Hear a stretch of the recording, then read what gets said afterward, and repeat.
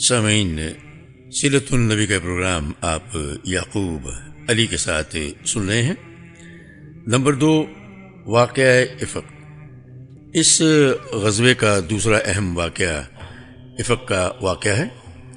اس واقعے کا حاصل یہ ہے کہ رسول اللہ صلی اللہ علیہ وسلم آپ کا دستور تھا کہ سفر میں جاتے ہوئے ازواج مطہرات کے درمیان قرہ اندازی فرماتے، جس کا قرہ نکل آتا اسے ہمراہ لے جاتے۔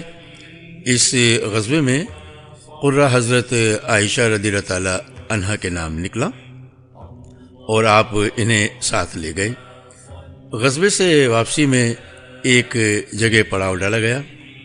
حضرت عائشہ رضی اللہ تعالی عنہا اپنی حاجت کے لیے گئیں اور اپنی بہن کا ہار جسے عاریتاً لے گئی تھیں کھو بیٹھیں۔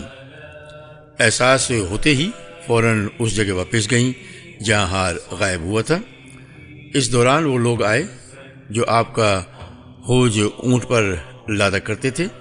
انہوں نے سمجھا کہ آپ حوض کے اندر تشریف فرما ہیں، اس لیے اسے اونٹ پر لاد دیا اور حوض کو ہلکے پن پر نہ چونکے، کیونکہ حضرت عائشہ رضی اللہ تعالی عنہا ابھی نوعمر تھی، بدن موٹا اور بوجھل نہ تھا، نیز چونکہ کئی آدمیوں نے مل کر حوض اٹھایا تھا اس لیے بھی ہلکے پن پر تعجب نہ ہوا۔ اگر صرف ایک یا دو آدمی اٹھاتے تو شاید انہیں ضرور محسوس ہو جاتا۔ بہرحال حضرت عائشہ رضی اللہ تعالی عنہا ہار ڈھونڈ کر قیام گاہ پہنچی تو پورا لشکر جا چکا تھا اور میدان بالکل خالی پڑا تھا۔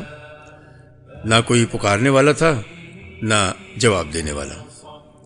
وہ اس خیال سے وہیں بیٹھ گئیں کہ لوگ انہیں نہ پائیں گے تو پلٹ کر وہیں تلاش کرنے آئیں گے، لیکن اللہ اپنے امر پر غالب ہے۔ وہ بالائے عرش سے جو تدبیر چاہتا ہے کرتا ہے۔ چنانچہ حضرت عائشہ رضی اللہ عنہا کی آنکھ لگ گئی اور وہ سو گئیں۔ پھر صفوان بن معطل رضی اللہ تعالی عنہ کی یہ آواز سن کر بیدار ہوئیں کہ انا للہ و انا الیہ راجعون، رسول اللہ صلی اللہ علیہ وسلم کی بیوی؟ اور صفوان جو تھے وہ پچھلی رات کو چلا آ رہا تھا، صبح کو اس جگہ پہنچا جہاں آپ موجود تھیں۔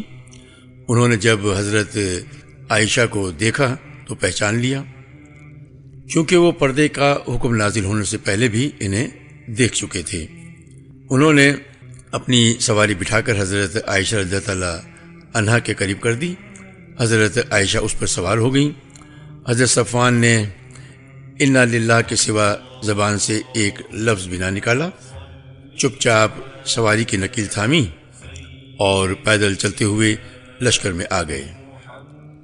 یہ ٹھیک دوپہر کا وقت تھا اور لشکر پڑاؤ ڈال چکا تھا۔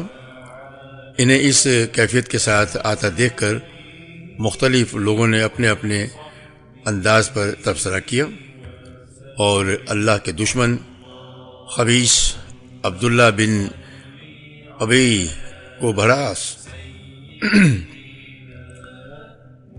اس کو بھڑاس نکالنے کے لیے ایک موقع مل گیا۔ چنانچہ اس کے پہلو میں نفاق اور حسد کی جو چنگاری سلگ رہی تھی، اس نے اس کے کرب پنہا کو عیاں اور نمایاں کیا، یعنی بدکاری کی تہمت تراش کر واقعات کے تانے بانے بننا، تہمت کے خاکے میں رنگ بھرنا اور اسے پھیلانا، بڑھانا، ادھیڑنا اور بننا شروع کر دیا۔ اس کے ساتھی بھی اس بات کو بنیاد بنا کر اس کا تقرب حاصل کرنے لگے، اور جب مدینہ آئے تو ان تہمت تراشوں نے خوب جم کر پروپیگنڈا کیا۔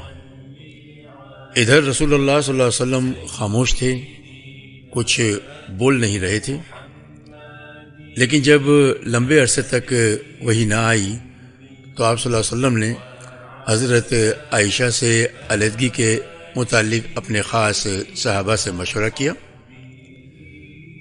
حضرت علی رضی اللہ تعالی عنہ نے صراحت کے کیے بغیر اشاروں میں مشورہ دیا کہ آپ ان سے علیحدگی اختیار کر کے کسی اور سے شادی کر لیں، لیکن حضرت اسامہ وغیرہ نے مشورہ دیا کہ آپ انہیں اپنی زوجیت میں برقرار رکھیں اور دشمنوں کی بات پر کان نہ دھریں۔ اس کے بعد آپ صلی اللہ علیہ وسلم نے منبر پر کھڑے ہو کر عبداللہ بن ابی کی ایذا سازیوں کی نجات دلانے کی طرف توجہ دلائی۔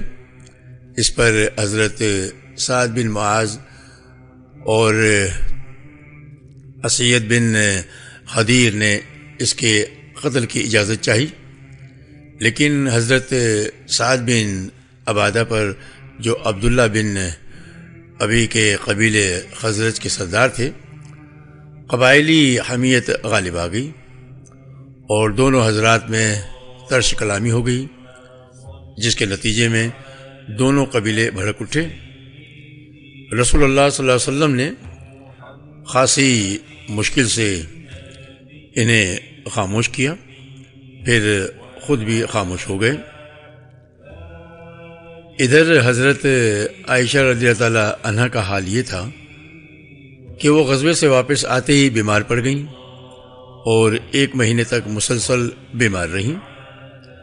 انہیں اس تہمت کے بارے میں کچھ بھی معلوم نہ تھا، البتہ انہیں یہ بات کھٹکتی رہتی تھی کہ بیماری کی حالت میں رسول اللہ صلی اللہ علیہ وسلم کی طرف سے جو لطف و عنایت ہوا کرتی تھیں اب وہ نظر نہیں آ رہی تھی۔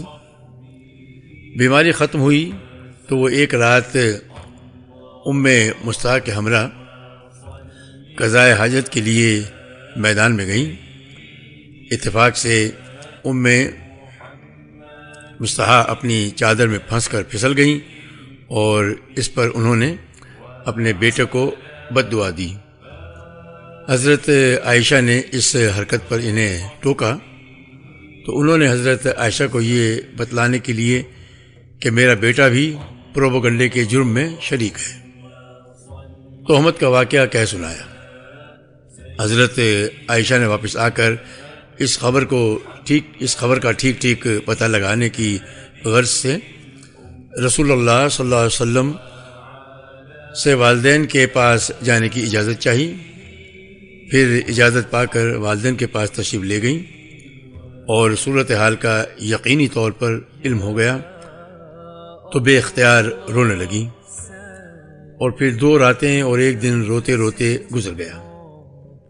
اس دوران نہ نیند کا سرما لگایا، نہ آنسوؤں کی جھڑی رکی۔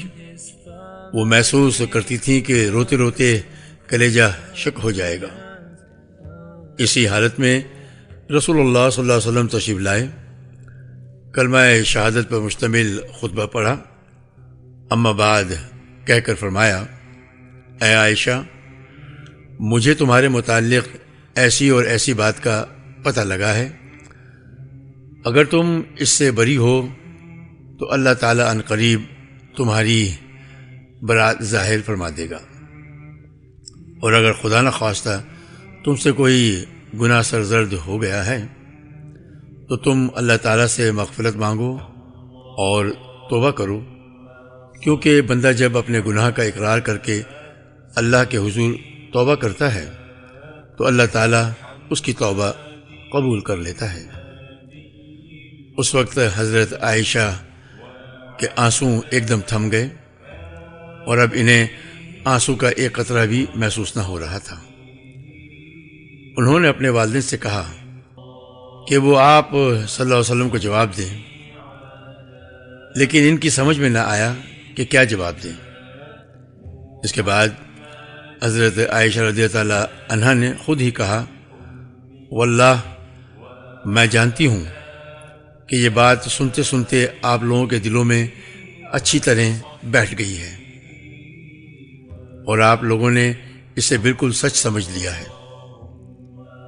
اس لیے اب اگر میں یہ کہوں کہ میں بری ہوں اور اللہ خوب جانتا ہے کہ میں بری ہوں تو آپ لوگ میری بات سچ نہ سمجھیں گے، اور اگر میں کسی بات کا اعتراف کر لوں حالانکہ اللہ خوب جانتا ہے کہ میں اس سے بری ہوں تو آپ لوگ صحیح مان لیں گے۔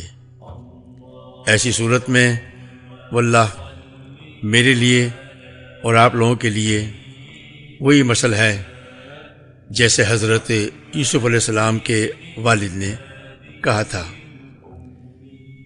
کہ صبر جمیل واللہ المستعان علی متصفون، صبر ہی بہتر ہے اور تم لوگ جو کچھ کہتے ہو اس پر اللہ کی مدد مطلوب ہے۔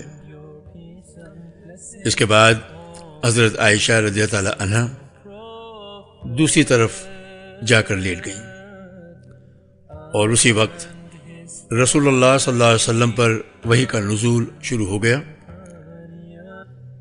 اور پھر جب آپ سے نزول وحی کی شدت و کیفیت ختم ہوئی تو آپ مسکرا رہے تھے۔ آپ نے پہلی بات جو فرمائی وہ یہ تھی کہ اے عائشہ، اللہ نے تمہیں بری کر دیا۔ اس پر خوشی سے ان کی ماں بولی، عائشہ حضور کی جانب اٹھو، شکریہ ادا کرو۔ انہوں نے اپنے دامن کی برات اور رسول اللہ صلی اللہ علیہ وسلم کی محبت پر اعتماد و سکوک کے سبب قدر ناز کے انداز میں کہا، واللہ میں تو ان کی طرف نہ اٹھوں گی اور صرف اللہ کی حمد کروں گی۔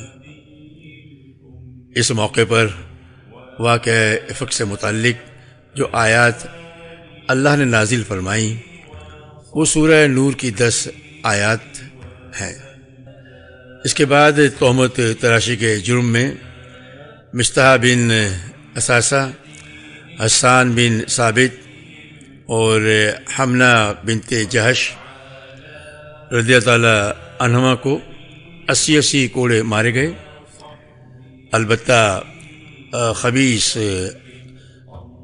عبداللہ بن ابو کی پیٹھ اس سزا سے بچ گئی، حالانکہ تہمت تراشوں میں وہی سر فہرست تھا اور اسی نے اس معاملے میں سب سے اہم رول ادا کیا تھا۔ اسے سزا دینے کی وجہ یا تو اسے سزا نہ دینے کی وجہ یا تو یہ تھی کہ جن لوگوں پر حدود قائم کر دی جاتی ہیں وہ ان کے لیے اخروی عذاب کی تخفیف اور گناہوں کا کفارہ بن جاتی ہیں، اور عبداللہ بن ابی کو اللہ تعالیٰ نے آخرت میں عذاب عظیم دینے کا اعلان فرمایا تھا، یا پھر وہی مصلحت کار فرما تھی جس کی وجہ سے اس کی اسلامی دشمنی کے باوجود اسے قتل نہیں کیا گیا۔ حافظ ابن حجر رحمہ اللہ نے امام حاکم کی ایک روایت نقل کی ہے کہ عبداللہ بن ابی کو ابھی حد لگائی گئی تھی۔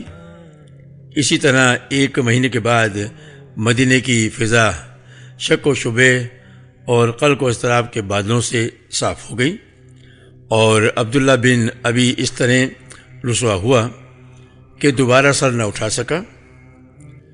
ابن اسحاق کہتے ہیں کہ اس کے بعد جب وہ کوئی گڑبڑ کرتا تو خود اس کی قوم کے لوگ اسے عتاب کرتے، اس کی گرفت کرتے اور اسے سخت سست کہتے۔ اس کیفیت کو دیکھ کر رسول اللہ صلی اللہ علیہ وسلم نے حضرت عمر رضی اللہ تعالیٰ عنہ سے کہا، اے عمر، کیا خیال ہے؟ دیکھو، واللہ اگر تم نے اس شخص کو اس دن قتل کر دیا ہوتا جس دن تم نے مجھ سے اسے قتل کرنے کی بات کہی تھی تو اس کے بہت سے ہمدرد اٹھ کھڑے ہوتے، لیکن اگر آج انہی ہمدردوں کو اس کے قتل کا حکم دیا جائے تو وہ اسے قتل کر دیں گے۔ حضرت عمر نے کہا، واللہ میری سمجھ میں خوب آ گیا ہے کہ رسول اللہ صلی اللہ علیہ وسلم کا معاملہ میرے معاملے سے زیادہ بابرکت ہے۔ اللهم صل